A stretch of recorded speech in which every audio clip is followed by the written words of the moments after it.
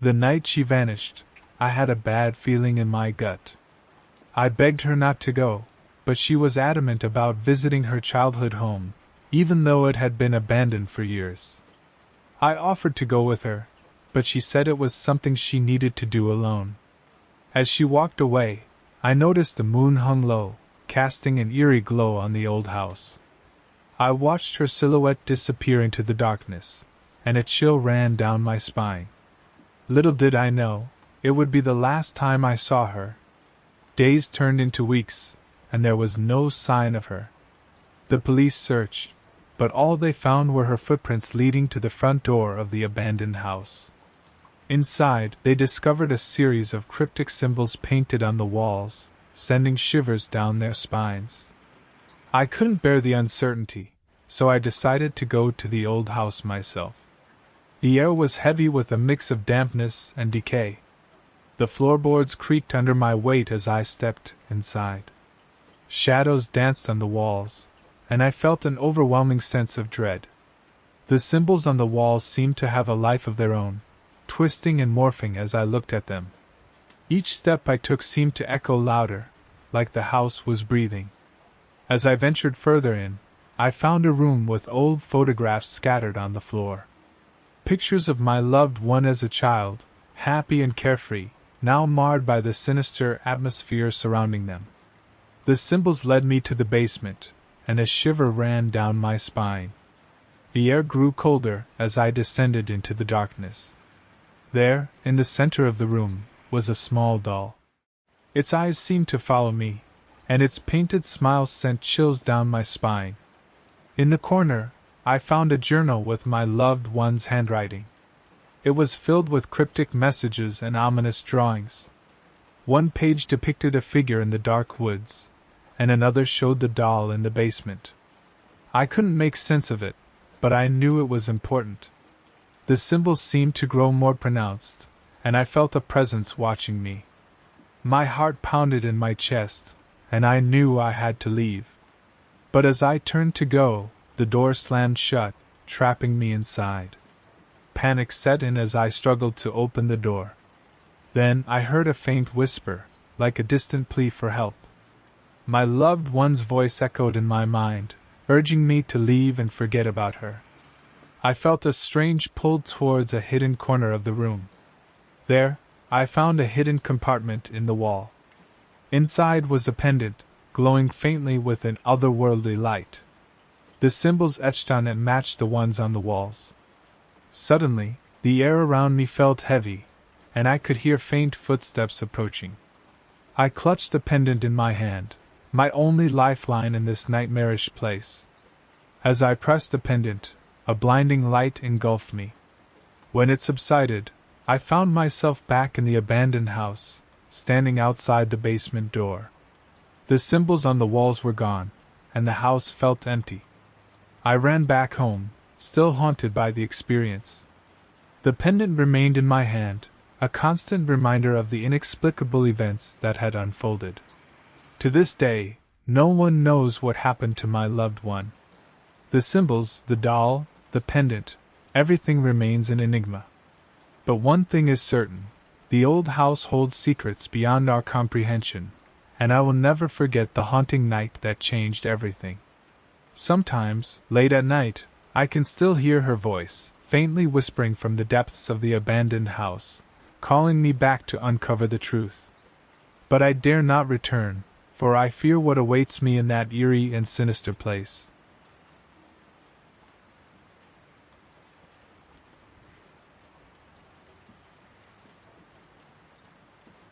I never believed in ghosts or the supernatural.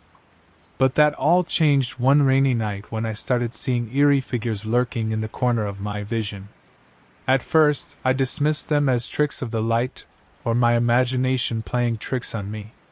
But as the days went by, the ghostly apparitions grew more frequent and vivid. It started innocently enough, a faint silhouette darting past me when I turned my head, a shadowy figure lurking just beyond my line of sight. I tried to convince myself that it was all in my head, but deep down, I knew something was terribly wrong. My heart pounded with fear whenever I caught a glimpse of those ghostly forms. They were always just out of focus, like trying to look at something through a foggy window. But there was no denying their presence. I confided in my best friend, hoping she would reassure me that it was all a product of stress or fatigue. But instead, she grew pale and uneasy, telling me that I should seek help immediately. Reluctantly, I scheduled an appointment with a renowned psychiatrist.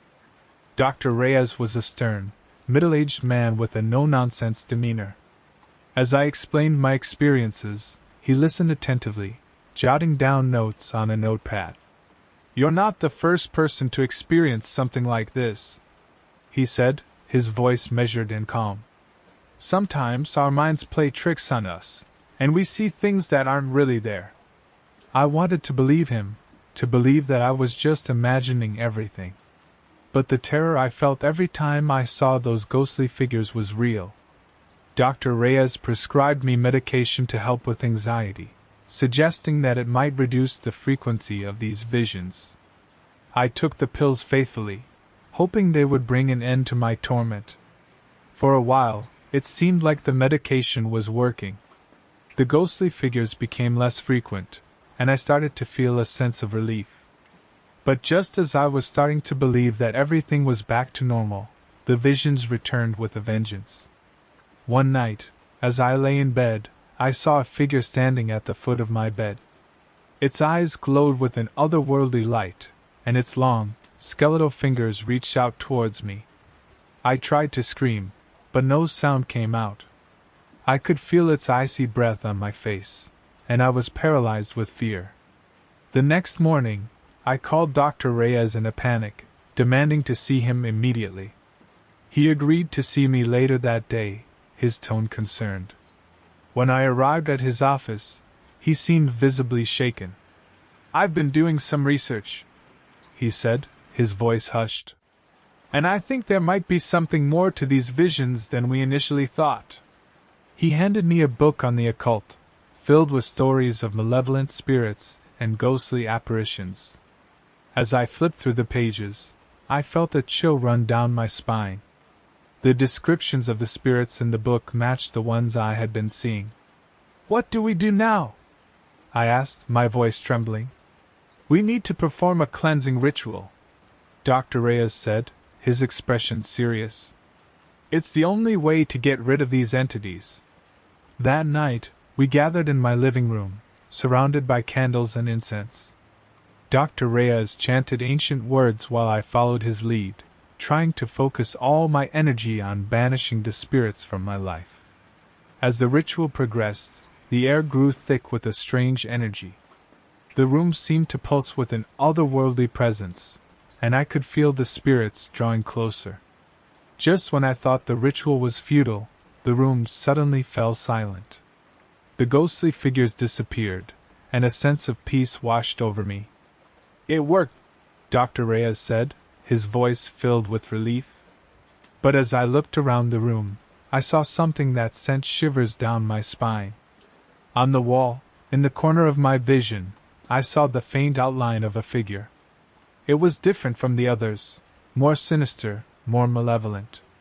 I tried to tell Dr. Reyes, but the words caught in my throat. I knew that this spirit was not like the others, and no amount of chanting or rituals could banish it. As I write this, I can still see the figure in the corner of my vision. It follows me everywhere, haunting my every move. I don't know what it wants or why it's here, but I can feel its malevolence. I don't know how much time I have left before it consumes me completely. All I can do is warn others. If you ever see a ghostly figure out of the corner of your eye, don't ignore it. Seek help, because it might not just be a trick of the mind. It could be something far more sinister, something that defies explanation. And if you ever find yourself performing a cleansing ritual, be careful. Not all spirits can be banished, and some may never truly leave you.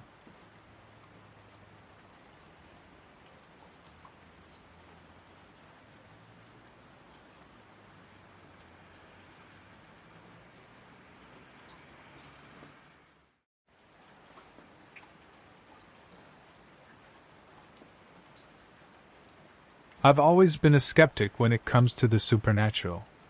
Ghosts, demons, things that go bump in the night. I thought they were all just products of an overactive imagination. That was until I started experiencing something that shook me to my core: sleep paralysis. It started innocently enough. I would wake up in the dead of night, unable to move a muscle. My heart would race, and I'd feel a heavy weight pressing down on my chest. I tried to scream for help, but no sound would come out. I was trapped in my own body, at the mercy of some unseen force. At first, I chalked it up to stress and fatigue. I was working long hours and not getting enough sleep, so it made sense that my body was acting up. But as the episodes continued, I started to notice a pattern, a malevolent presence in the room every time it happened. I couldn't see anything, but I could feel it, a dark, sinister aura that filled the air.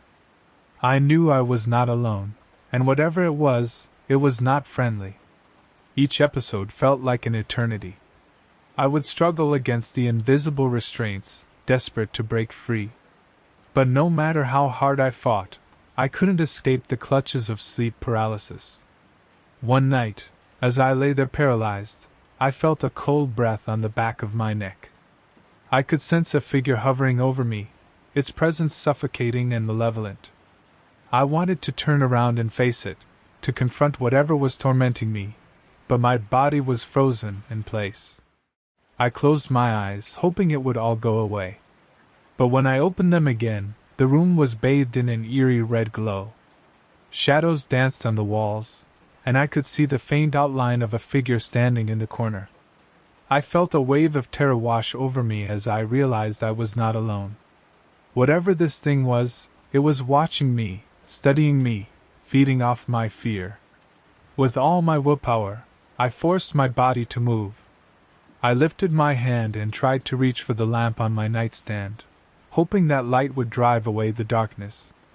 But just as my fingers brushed against the switch, the figure lunged at me, its eyes glowing with a malevolent light.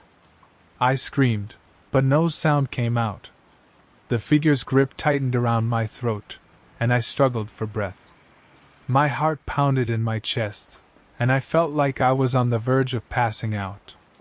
And then, just like that, it was gone. The red glow disappeared, and I could move again. I gasped for breath, drenched in sweat, and tears streaming down my face. I wanted to believe it was all a nightmare, a trick of my mind. But the marks on my throat told a different story. I knew I had come face to face with something truly malevolent, something beyond my understanding. I sought help from experts, psychologists, and even priests, but no one could explain what I was experiencing. They all said it was just sleep paralysis, a common phenomenon with a logical explanation. But deep down, I knew there was something more to it. Night after night, the malevolent presence returned, tormenting me in my sleep.